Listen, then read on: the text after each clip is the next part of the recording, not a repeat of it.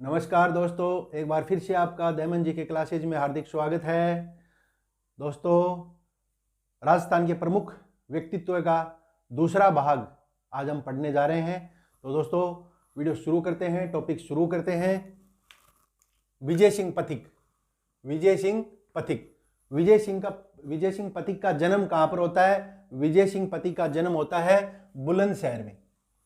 ठीक है, बुलंदशहर में विजय सिंह पथिक का जन्म होता है। और बुलंदशहर में कहां पर है? गुडावली गांव में। कहां पर है? गुडावली गांव में इनका जन्म होता है। और बुलंदशहर कहां पर है? यूपी में। ठीक है, विजय सिंह पथिक का जन्म बुलंदशहर गुठावली गांव यूपी के अंदर इनका जन्म होता है।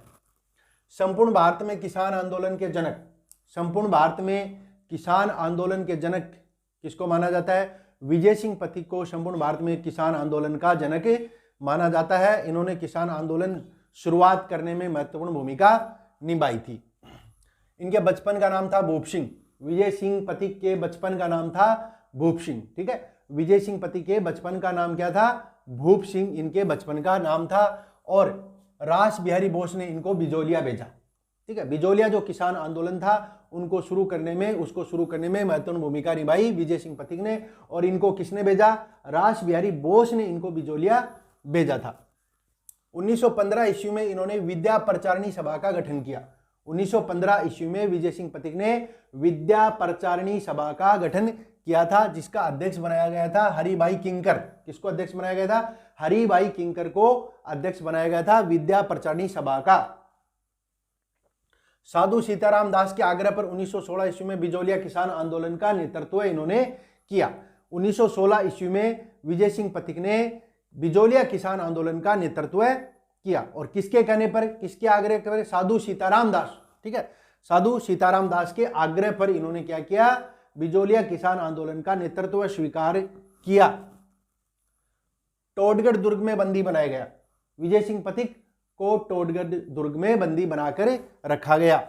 1917 ईस्वी में हरियाली अमावस्या के दिन उपरमाल पंच बोर्ड का गठन किया। 1917 ईस्वी में हरियाली अमावस्या के दिन, कब? हरियाली अमावस्या के दिन उपरमाल पंच बोर्ड किसकी स्थापना होती है? उपरमाल पंच बोर्ड की स्थापना विजय सिंह पथिक ने की थी। 1918 ईस्वी में राजपूताना मध्य भारत सभा का इन्होंने गठन किया।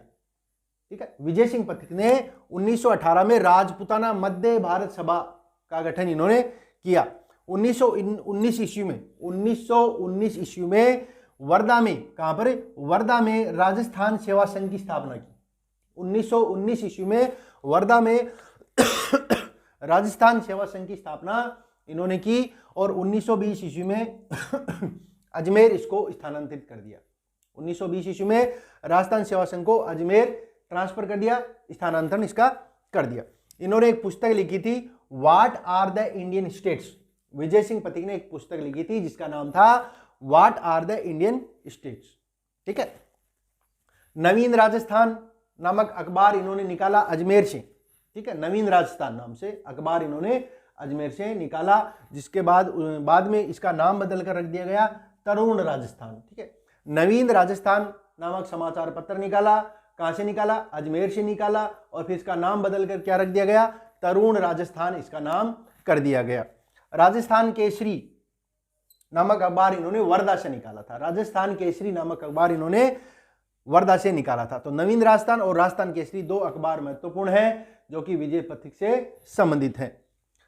अब आगे चलते हैं। दामोदर दास राठी, स्वतंत्रता संग्राम का भामाशाह। स्वतंत्रता संग्राम का भामाशाह किसको कहा जाता है? दामोदर दास राठी को। किसको कहा जाता है? दामोदर दास राठी को स्वतंत्रता संग्राम का भामाशाह कहा जाता है। और नागर प्रचारिणी सभा का इन्होंने गठन किया था। नागर प्रचारिणी सभा का इन्होंने गठन किया था। अगला हमारा गोकुलाल जी वर्मा। गोकुलाल जी वर्मा जो थे वो भरतपुर के प्रजामंडल के सदस्य थे। ठीक है, प्रजामंडल में इन्होंने महत्वपूर्ण योगदान दिया, भरतपुर प्रजामंडल में। और इनको शेर ए भरतपुर कहा जाता था। शेर ए भरतपुर किसको कहा जाता था? गोकुल जी वर्मा को। और इनको विषम पितामह के नाम से भी जाना जाता है। तो शेर ए भरतपुर किसको कहा जाता है? गोकुल जी वर्मा को शेर ए भरतपुर कहा जाता है। और विषम पितामह के नाम से भी ये प्रसिद्ध हैं। माणिक्यलाल वर्मा, माणिक्यलाल वर्मा जो है वो मेवाड़ प्रजामंडल के संस्थापक थे। ठीक है, माणिक्यलाल वर्मा मेवाड़ प्रजामंडल के संस्थापक थे। कहां के? मेवाड़ प्रजामंडल के संस्थापक थे। और इनकी प्रमुख पुस्तक है मेवाड़ का वर्तमान शासन। मेवाड़ का वर्तमान शासन माणिक्यलाल वर्मा की प्रमुख पुस्तक है मेवाड़ का वर्तमान शासन। और इन्होंने अर्जी और पंछीड़ा नामक जो गीत है उसकी रचना की, जो कि काफी लोकप्रिय हुई। माणिक्यलाल वर्मा ने अर्जी और पंछीड़ा नामक 2 लोकगीतों की रचना की, जो कि बहुत प्रसिद्ध हुए। इन्होंने खांडलाई आश्रम की स्थापना 1934 में की। सागवाड़ा डूंगरपुर में है, और यहां पर इन्होंने 1934 में खांडलाई आश्रम की स्थापना की। 18 मार्च 1948 को जब राजस्थान का एकीकरण हो रहा था, तो 18 मार्च 1948 को जब संयुक्त राजस्थान बना, तो उसके ये प्रधानमंत्री बने।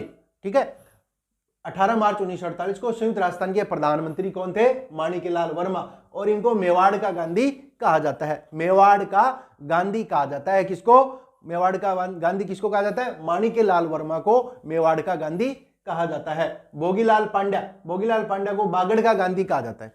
भोगीलाल पांड्या को किसका गांधी कहा जाता है? बागड़ का गांधी इनको कहा जाता है। और बागड़ सेवा मंदिर की इन्होंने स्थापना की। डूंगरपुर प्रजामंडल की स्थापना 1944 में की। ठीक है, डूंगरपुर प्रजामंडल की स्थापना भोगीलाल पांड्या ने कब की? 1944 में। 1944 में डूंगरपुर प्रजामंडल की स्थापना होती है। और इसकी स्थापना कौन करता है? भोगीलाल पांड्या।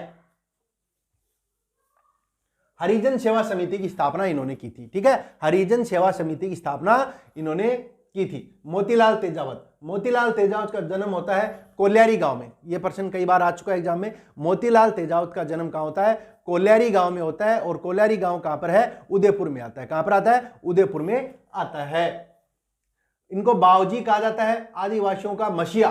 ठीक है, बावजी कहा जाता है इनको। मोतीलाल तेजावत को किस नाम से जाना जाता है? बावजी उपनाम से जाना जाता है। और आदिवासियों का मसीहा भी इनको कहा जाता है। आदिवासियों का मसीहा इनको कहा जाता है। इन्होंने एक ही आंदोलन शुरू किया। भील जो थे उनको शोषण से बचाने के लिए, उनको जागृत करने के लिए उनको एकत्रित किया और एक ही आंदोलन इन्होंने चलाया। और ये एक ही जो आंदोलन है बोहमट क्षेत्र में होने के कारण इस एक ही आंदोलन को बोहमट भील आंदोलन भी कहा जाता है। एक ही आंदोलन को क्या कहा जाता है? बोहमट भील आंदोलन भी इसको कहा जाता है, जो कि चित्तौड़गढ़ में राशमी मातरकुंडिया नामक स्थान पर इन्होंने एक ही आंदोलन की शुरुआत की थी। एक ही आंदोलन की शुरुआत कहां पर होती है? चित्तौड़गढ़ के कौन से स्थान से? मातरकुंडिया राशमी नामक स्थान से यहां पर एक ही आंदोलन की शुरुआत होती है। और बोहमट क्षेत्र होने के कारण इसको कहा जाता है बोहमट भील आंदोलन भी इसको कहा जाता है।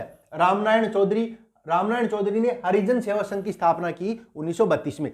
रामनारायण चौधरी ने हरिजन सेवक संघ की स्थापना कब की? 1932 में की। इसके अलावा गांधी जी के ये हिंदी सचिव थे। गांधी जी के हिंदी सचिव कौन थे? गांधी जी के हिंदी सचिव थे रामनारायण चौधरी। और इन्होंने बापू नामक पुस्तक भी लिखी थी। बापू नामक पुस्तक किसने लिखी थी?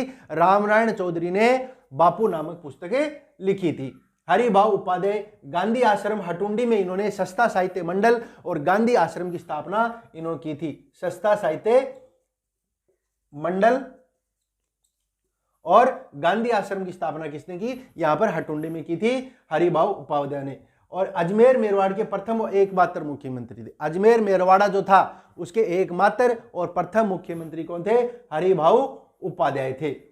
ठीक है, टीकाराम पालीवाल राजस्थान के प्रथम निर्वाचित मुख्यमंत्री। राजस्थान के प्रथम निर्वाचित मुख्यमंत्री कौन थे? टीकाराम पालीवाल राजस्थान के प्रथम निर्वाचित मुख्यमंत्री थे। अमरचंद भाटिया बीकानेर के से संबंधित थे। अमरचंद भाटिया कहां के रहने वाले थे?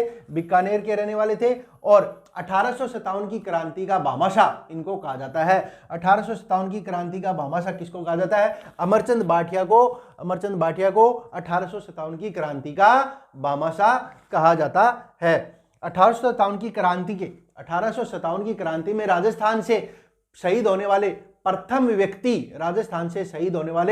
व्यक्ति कौन थे? अमरचंद भाटिया जो थे प्रथम शहीद होने वाले राजस्थानी थे 1857 की क्रांति में।